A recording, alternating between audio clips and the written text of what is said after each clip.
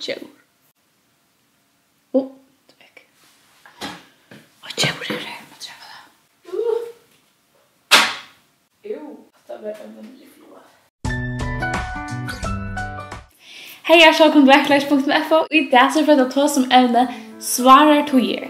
Många de kan skriva in till mig och fortälja mig hur så tid eller tycker familja för att svarar tojer. Några de kan stryas vi över utestått, happa, beaktala. Några de kan stryas vi 20 av imsonslä. Andra stryas vi har mist familjelimmer och vänner. Och sen är det några de kan som stryas vi lockshottsvire. Men i void fra personlig röntgen och från vittnesbörden från vinnaren att öjse tajma för att svarar tojer så kunde vi se att akkurat allt av god. Han får hjälpa oss och vara tja oss och i sorgene. Självt om allt inte gånger allt det som vi vill att det ska gänga. Och då är det säger och enskan, when you have nothing left but God, then for the first time you become aware of that God is enough. Ta du oir ikke annan god etter, ta varnast du for første for at god no mykje. Her trudde spurningar som tikkum hugsa om. Du nekande færinjøkna en trobla tui her det var trobult at setta dit alle det god? God sier to seg at god har hjalt her jøkna svarar tuier. Og hva hei du sagt vi en vin som kjente det som om livet var roundlest? Hadde du nørt ting som gode just tankar om og skriva seg nyer og oisin taga til sin ikna?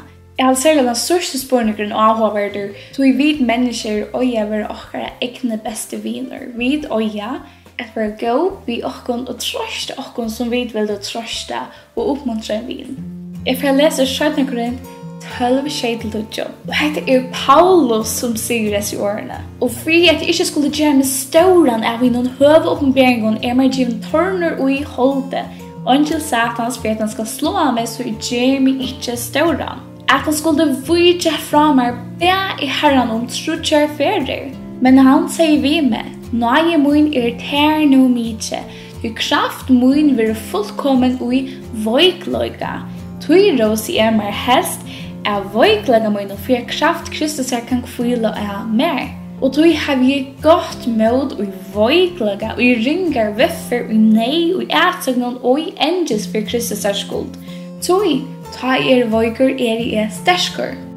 Og et vers i gamla testamentet, God skjål og styrst til okkara, hjelp og neine til fullmer rønder. Og en sånn troerekja og i bøydene Paulus. Han skriver i omlegg 13 brøv og i Nye testamentet.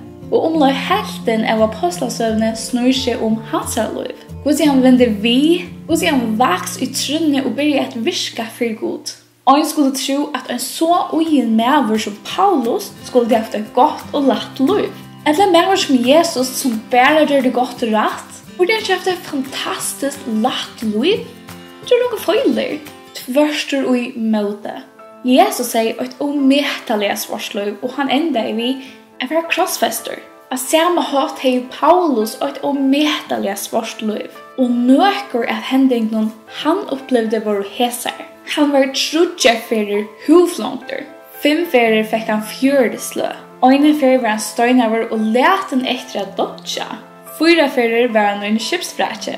Han var fangsel fløyre ferer og eine ferer i 2 år av tog at han var kristen. Han var kritiseraver, han var beaktalaver, og han var nygjørder av kristnon følse som de beter torra løyere.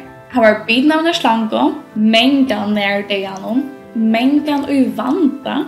Han skriver, «Nek har jeg ferast, og jeg har vært i vanda av avon, og i vanda mellom rånsmenn, og i vanda av folk i møynon, og i vanda av høytningon, i vanda i boje, i vanda i øymersk, og i vanda i skjekkfull, i vanda mellom falskar brøver, og i streve og møye, mengan i noktarveko, i hungre og tosta, mengan i føst og kalder og nætjen. At kreatesen hevighet som kvenda gjør meg ofri, omsorgana for ødlom samkomnon.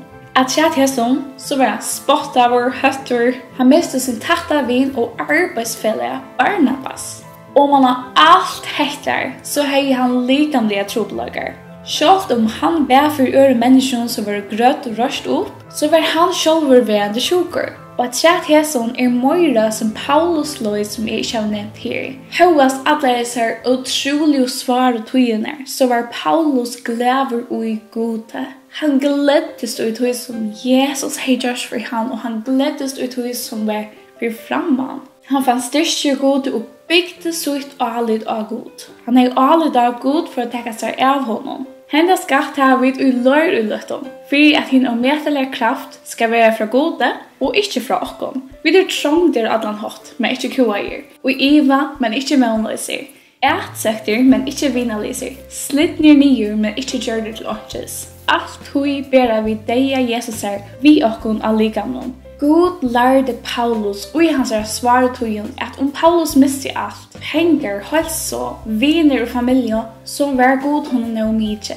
Så da vi leser i Bibelen og sutjer hvordan Paulus oppmuntrer oss tryggvande at halda av og livet for Jesus, selv i svaretøyen, så kunne vi vite at det som han skriver sannlegge, og han skriver det ut fra sin egne røndom. Og hvis du først ikke svarer tøyer, så vil vi melde deg å lese apostlasøvnene og brøvene. Du er ikke ensamhet.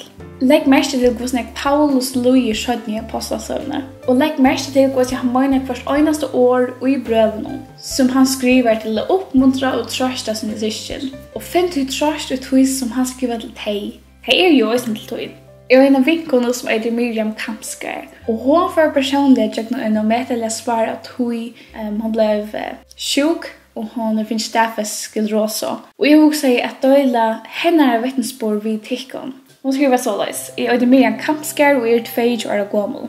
Jeg er oppvaksen i en kristen heim og har alltid hørt og tro av Jesus.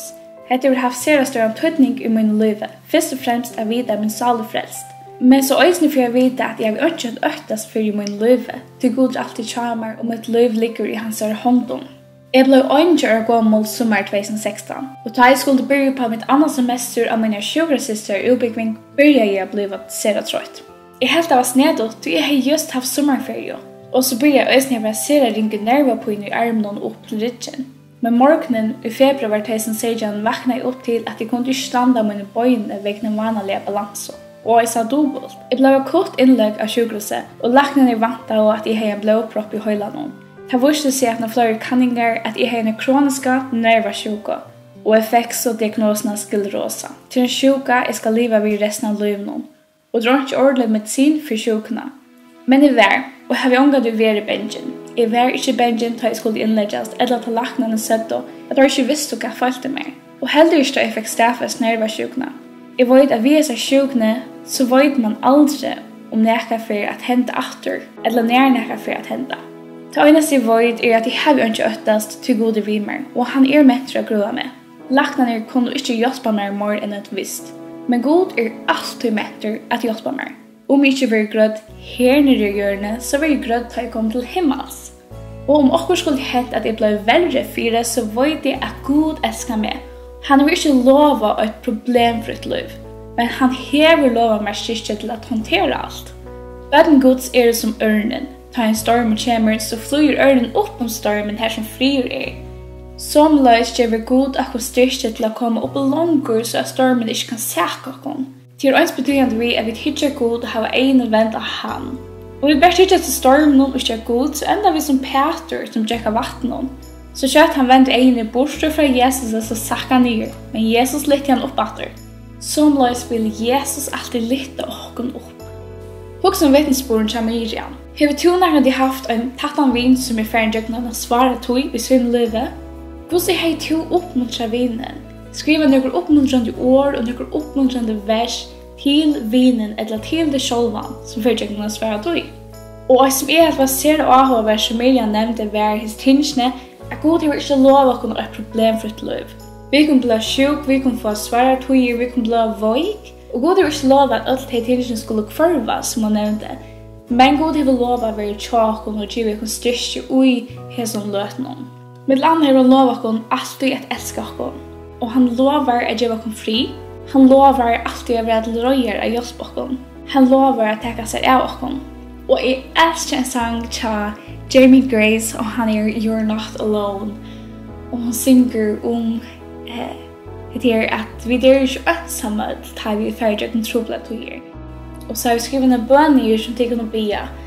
Herre, jeg takker til for menn som Paulus, som lyner ligamlige og mennesker. Herre, jeg takker til for at vi kan ha det som firmynd. Takk for Miriam og henne er vitensbord, så kan være åkken til firmynd. Takk for Herre, at du gjør noen torra veiklager og tørner viser tøyne store kraft. Herre, jeg legger mot livet til vine mine framfor til. Herre, hjelp oss nå i akkurat trångt og svar og tøyen. Herre, vi ber til å innskje at du hjelper oss uresen, men Herre, vi er ikke vilje okkara, men vilje tøyen. Okra største hjertemål jo at jeg te kjentan og leta te opp. Det som man vera gjør okra veiklager løynger. Gjev okkon utholdende. Tøyn fri og en sanna kjenslo av frelse, tål, mulighet og kærlighet til tukt år. Amen. Så jeg har litt først og litt mer tratt. Jeg får si takk for det. Bye!